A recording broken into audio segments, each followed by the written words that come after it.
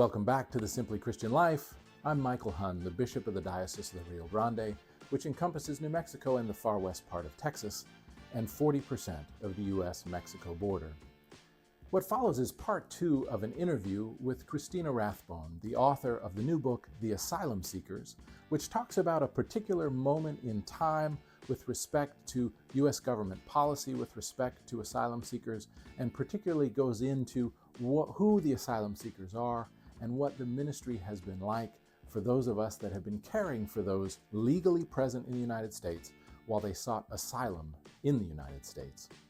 In this second part of the interview, Christina Rathbone focuses on how the principles that she learned on the border apply directly to parish ministry in places that are not on the border. Because the reality is that there are migrants and people who are claiming asylum scattered throughout the United States. So the border is not just in the Diocese of the Rio Grande and the other 3 dioceses of the Episcopal Church. The border is everywhere because there are people who have emigrated to the United States living throughout the United States. I want to thank the Reverend Christina Rathbone for her work, brief though it was, in the Diocese of the Rio Grande, and also for the Reverend Canon Lee Curtis, who conducted this interview.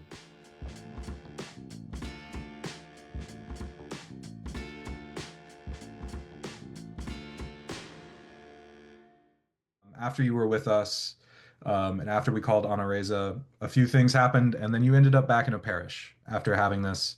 And part of the reason I'm saying this, and I know I've done it before, sometimes there's a temptation, which I know is out there, to think of these clergy who do these things, who find themselves in the right place at the right time doing remarkable ministry, as kind of superheroes of the faith in a way that's unattainable, right?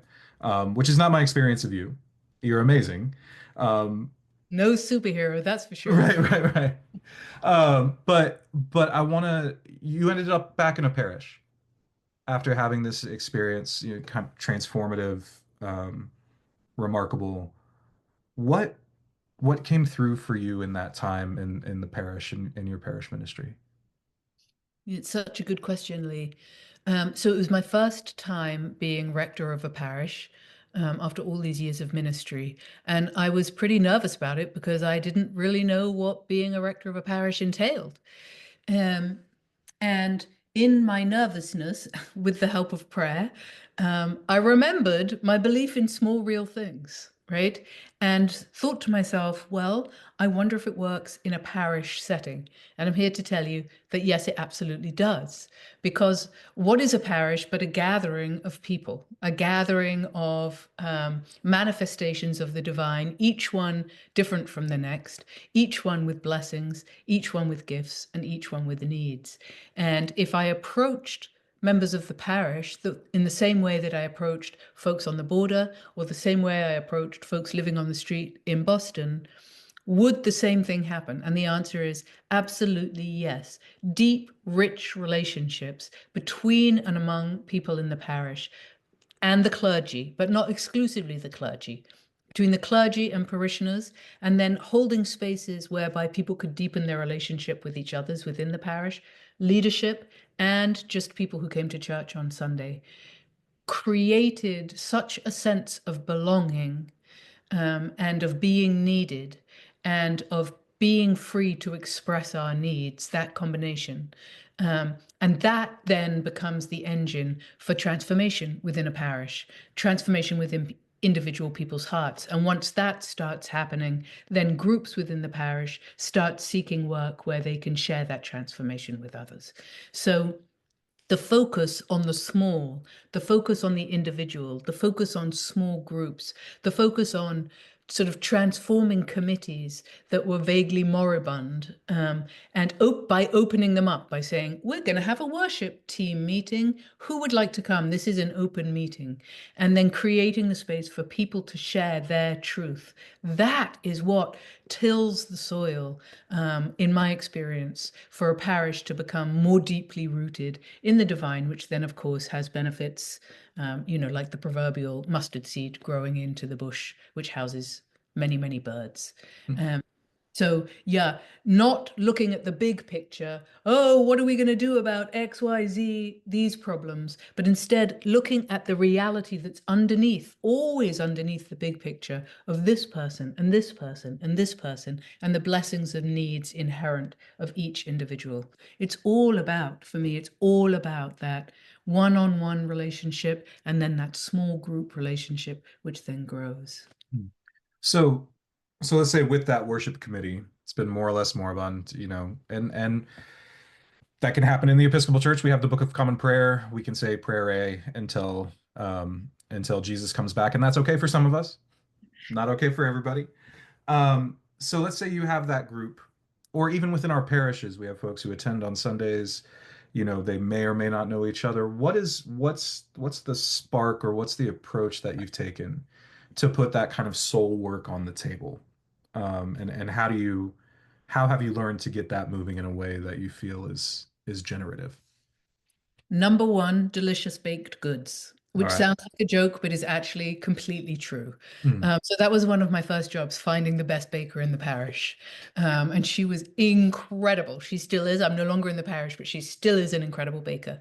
mm, That then encourages people to come in person because everything is hybrid these days. And it's really great to have a group of people in person.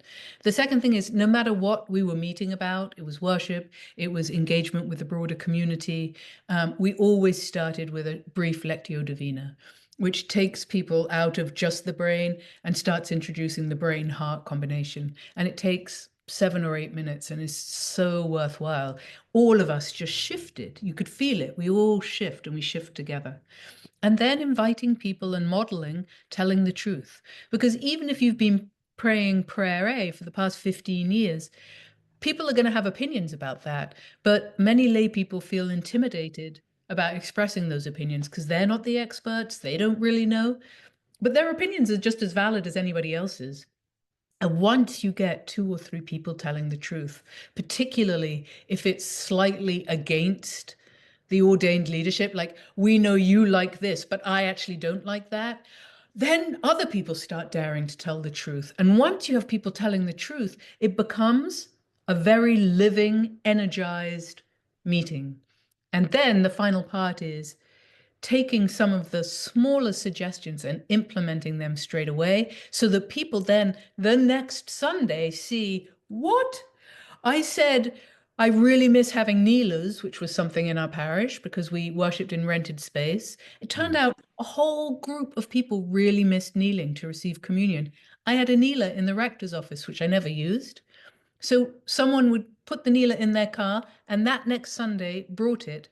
And for people to see that their suggestion had been made manifest the very next week, that in and of itself increased attendance at these meetings the next go round. So it's less efficient. These meetings are less efficient because there's more voices.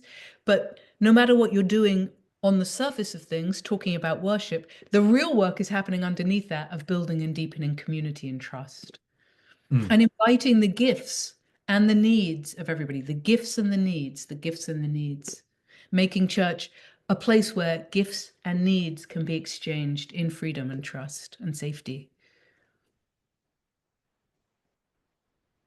And I think that'll get us to the next point that I'm hearing a lot of feedback from our clergy, from not just clergy here in the DRG, but everybody. Um,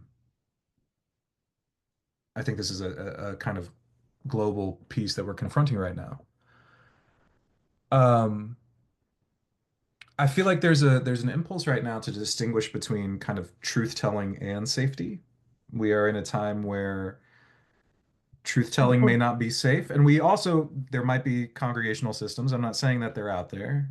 Actually, I'm absolutely saying they're out there where truth telling has not been met with a safe response historically, and so we're seeing that out. It's worth saying that certainly the work we've done in El Paso and Ciudad Juarez has not always been safe, nor was the work you did on the streets in Boston always safe in the way that we would think about it. What has been what's the toolkit that you carry with you, or in those spaces where safety feels really thin, or it's just flat out not safe, and yet still being able to connect and find that truth, to find the bravery to enter those spaces. How do you think about that? So if we're talking about actual safety and lack thereof, like on the border or on Hmm. the, that's a very real thing. And I think in places that are unsafe, of which there are many in this world, let's be honest, physically unsafe and unpredictable, um, our only hope really is through community and through the trust and the safety of being with others. And so it's a question, and it does take some small amount of courage to remain in the place that is unsafe rather than seeking to flee, close the door, lock it, close the door, lock it, close the door, lock it, close the door. Okay, I'm safe. So that's the impulse often. And sometimes it may even be the necessity. But most of the time, if we can dare remain, to use that wonderful word from the Gospel of John, and remain vulnerable and lean into the vulnerability of the other, that vulnerability, through some mystical process that I have no understanding of, makes you both braver and safer. And that was, again, the position.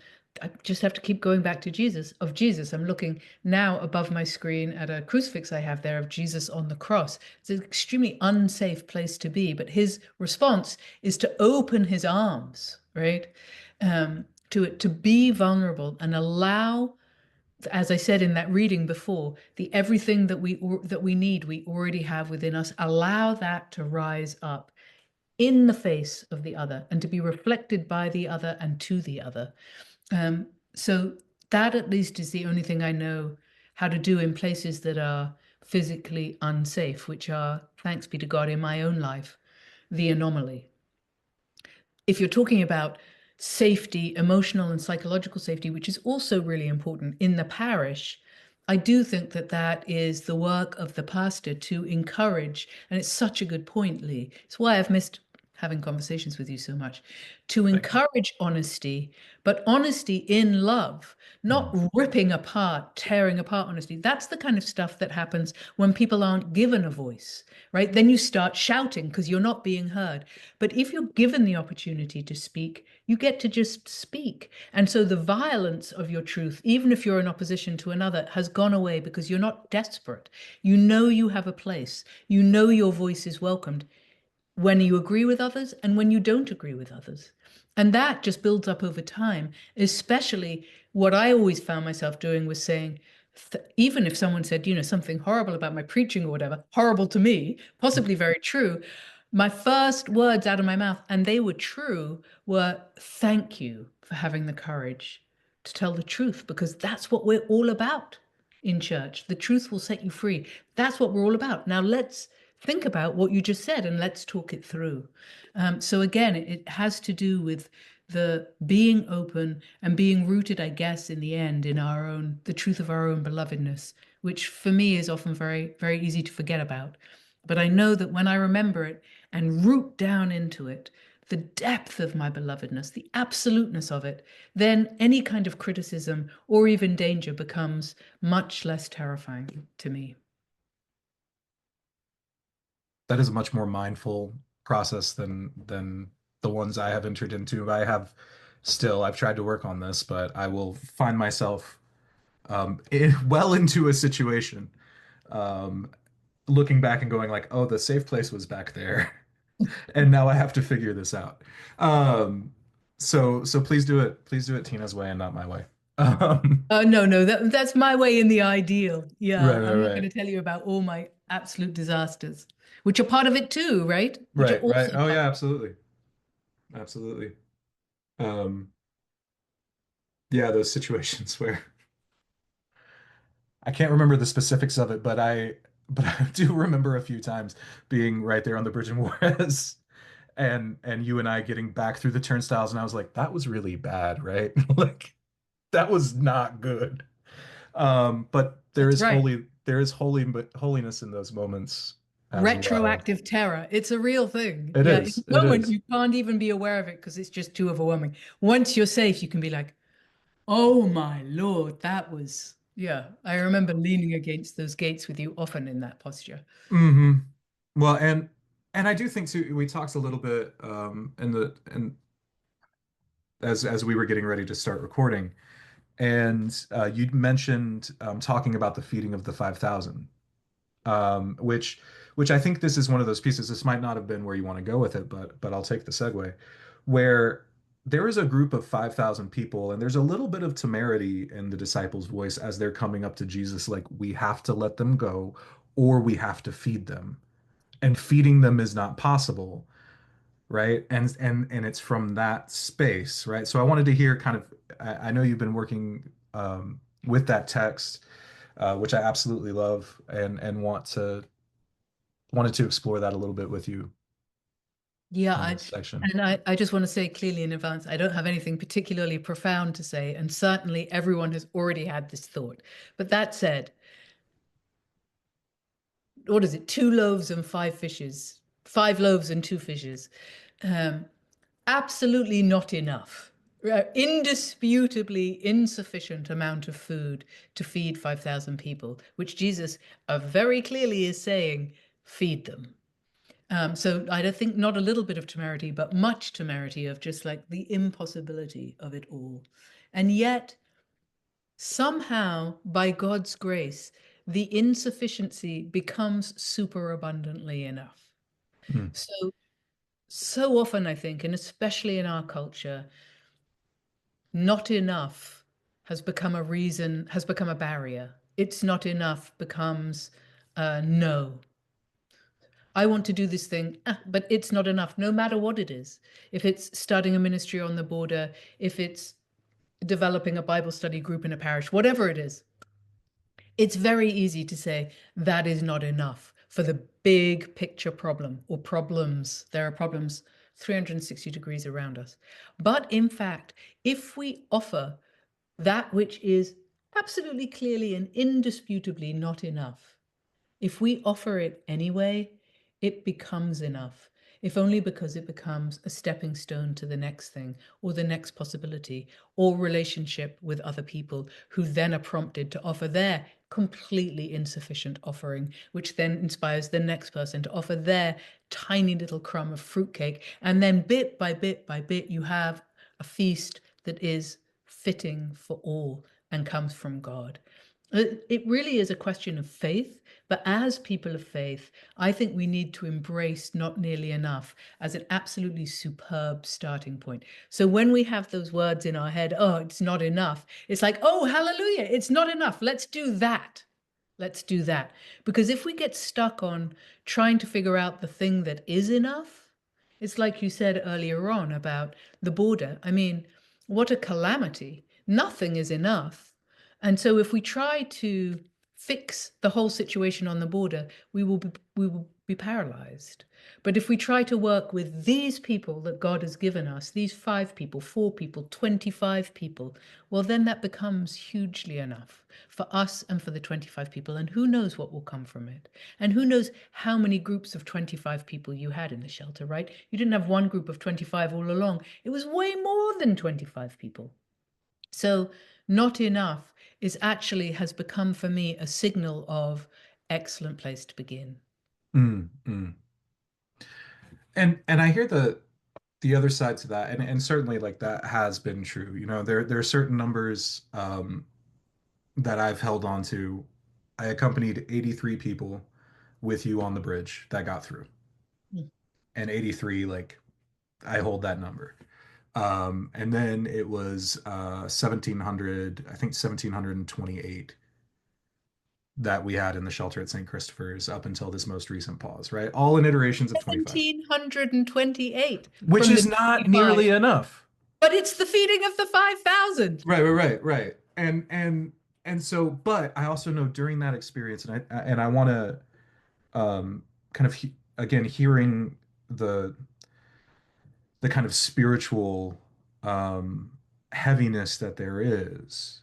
How do you maintain your soul in that not nearly enough, right? How do you get the courage to start in not nearly enough, knowing that a bunch of people will be telling you it's not nearly enough? Um, and some people now, I think, with the polarization, starting in one direction, even if it's not nearly enough for other people, is way too much Mhm. of this thing. So how do you keep your composure, your soul, your how do you keep the faith? I think for me, this image that's becoming clear in our conversation is the overarching problems that are up here and then Hmm. operating down underneath it. And I think for me, the medicine, the antidote to the anxiety and the fear and the heartbreak of the too muchness of everything that's going on, the only medicine I've found is in the work, the small, real work that is tangible and indisputable that's happening right here. That is the only thing that allows me to breathe. So, from a purely selfish point of view, thinking about my own needs, which are real, doing the work, the not nearly enough work, helps me live another day in hope and faith and trust and love in community with others. And when people see that, they will join you, and your not enough will begin to grow. There are people who will be saying, it's too much, it's too much. And then you have to offer those people pastoral care. But you can't let their it's too much get in the way of what you know is actually not nearly enough. As long as it's real, I'm talking about tiny things. It doesn't matter what it is. Gathering diapers and distributing them to those who don't have enough money to buy diapers. Whatever it may be, if it's real, it counts. It's sort of eternal. And so it has a completely different value from sitting and fretting and becoming destroyed by our powerlessness. We are powerlessness. We are powerless. It's indisputable. We just are. Look at this puny frame. Pretty much anything can slay me. I was in bed for a week with the flu. We are so lacking in power. But if we can accept that and move forward with that truth, things will start to happen because we're all looking for healing, and healing comes through communion. And when people see that healing happening, they will want to join you. And so you started off by saying you drew the line at 25 and it ended up being how many thousand? 1700. 1,700. Hmm. That's what happens. And you know, that old tired story of someone throwing back the starfish into the sea. They've all been washed up on the beach. And someone says, well, what's the point? That's just one starfish. It doesn't make any difference. And the person says, well, it made a difference to that starfish. It made a difference to that starfish. If every human being is more valuable than a sparrow who God loves so much, then each person that you do some small thing for, Jesus himself tells us, you do it for Jesus. And that has to be enough, Hmm. except when our egos get involved. That has to be enough. What more can we expect from ourselves? No, and I think that's again been really instructive if you look at the looking at the cycle of the lectionary year. There are only a couple of seasons where we're looking at these big cosmic pieces. And even the Advent season, which we just got out of a few weeks ago, we start out Advent 1, big and cosmic, and then week 2, it's and there was a guy named John. Right. Um, and that's been a kind of consistent, again, keeping that soul work even in those individual moments that do build up over time, that do build up over time, and produce a community that's thriving in the work, even if we're not hitting those big horizon pieces. So. And it is, after all, the way Jesus worked. I mean, Mhm. he was living in a time, oh, it was even worse, way worse than our time right now. I mean, in a country that was, you know, literally being run by the oppressor. They had no rights. No Jews had any rights whatsoever, except the right to worship, which was a miracle, but no civil rights, none. And yet Jesus operated on the small scale, right? I mean, the feeding of the 5,000, that was a very big group, 5,000, but usually he's with, you know, maximum 12 people. And Mhm. he had all the power in the universe. He could have done anything he wanted, but that was the way he chose to proceed. Small, real encounters with real people and real healing taking place. That's how he did his work. So I wrote just actually in the epilogue of the book, just a couple of pages about this very thing, not nearly enough. So maybe I'll just read that and Mm. see how it goes. So this little book has been my attempt to do what small thing I can, both as a human being and a priest. It is not nearly enough, I know, but that is almost always the case, almost all of the time, with almost everything every one of us does. And contrary to the mores of our culture, which eschew and abhor limits of every kind, I continue to believe that acknowledgement of this fact can be generative. More and more, it seems to me that not nearly enough is not a barrier to doing the work so much as a real place to start and then try to build on. Of course, if our efforts seem clearly to be not nearly enough, this is largely because the facts on the ground seem just as clearly to be way too much. Too much to take in, too much to read about sometimes even, and we swipe the page or switch the station and think, later I'll come back to it. Later I'll let myself see. But if you're reading this page, you have let yourself see for at least several hours, and you have let yourself feel, and you have let yourself recognize, I hope, the truth and the power and the dignity and the sanctity of so many of the people on the border. Pope Francis, that great friend of people who have been displaced across the globe, has said repeatedly that in response to this crisis of forced migration, all we wealthier, more stably housed people need is listen to the stories of those who are suffering. That this listening is enough. I'm not sure if this is true. I do believe, though, that the power these stories hold, which is to say, the power that ignites and sustains and dwells deep within the hearts of every one of the people who are primarily affected by the brutality of our borders, has the potential to begin the process of healing for us all. People on the move have a lot to teach the rest of us about what it means to be human, that's the thing. Forced to confront their own fear and vulnerability as they navigate levels of hardship many of the rest of us are protected from, they've learned more about their need for hope and help and peace than the rest of us, and so also more about how we might get there one day together. But for us to learn, we must let them teach us. And to do that, we must first let go of our terrified attempts to remain powerful and secure and set apart from the fray. No number of walls of brick or metal or comfort or privilege will keep the suffering of the world at bay. It is simply impossible. We have a better chance of reducing the grief of the world by opening ourselves, even briefly, to its fullness, and then by daring to approach those who are most obviously suffering, fully aware of all we do not yet know and cannot yet see, and so wanting to learn and grow as much as to give. If we are to have even a chance of making things better along our own borders, then our task needs to involve as much listening and learning as it does practical work to alleviate whatever small part of the suffering we can. And not for the sake of migrants and asylum seekers only, but also for ours. We are all reduced by keeping so much apart, that's the thing. And we are all impoverished.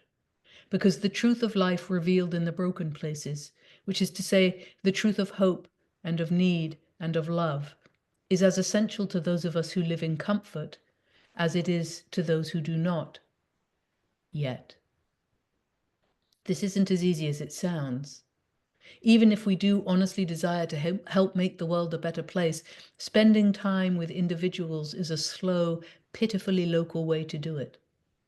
The truth is that I often felt useless, walking over the bridge into Juarez every day, with no plan beyond class for the kids and, most days, a walk up to the checkpoint and its accompanying, disempowering, deflating, sometimes enraging walk back down again.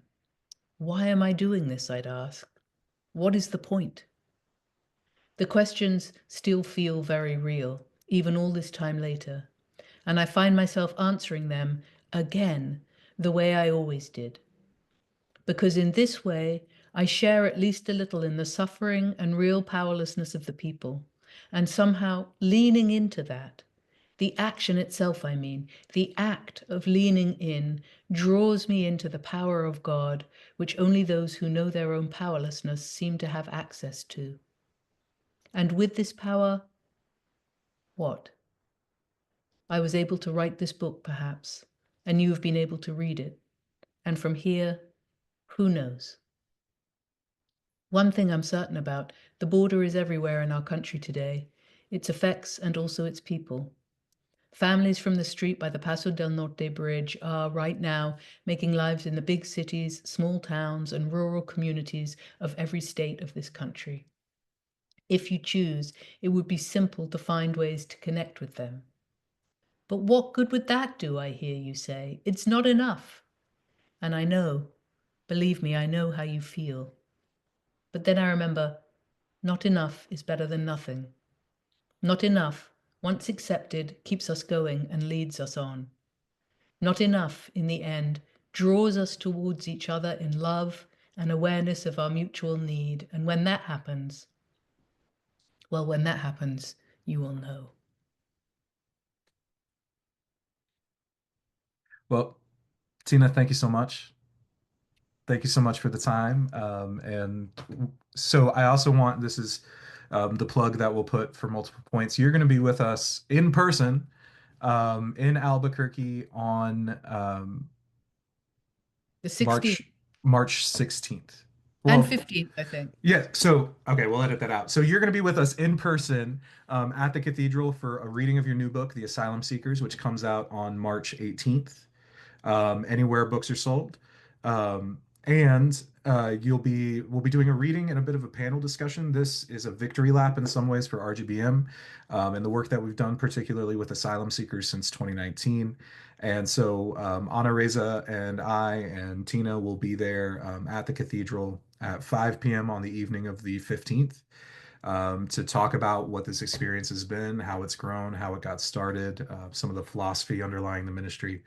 And then you'll be preaching at the 11 a.m. service at the Cathedral of St. John on the 16th. So we will be up in Albuquerque in person if you want more of this conversation. And on that Saturday night, particularly. So if any clergy here are hearing it, want to dive deeper, you can come see us there. We'd love to have that conversation. So Tina, thank you so much. Thank you, Lee. You always have a place here. You always got a home Thank here. you. Anytime you want to come out, we're happy to have you.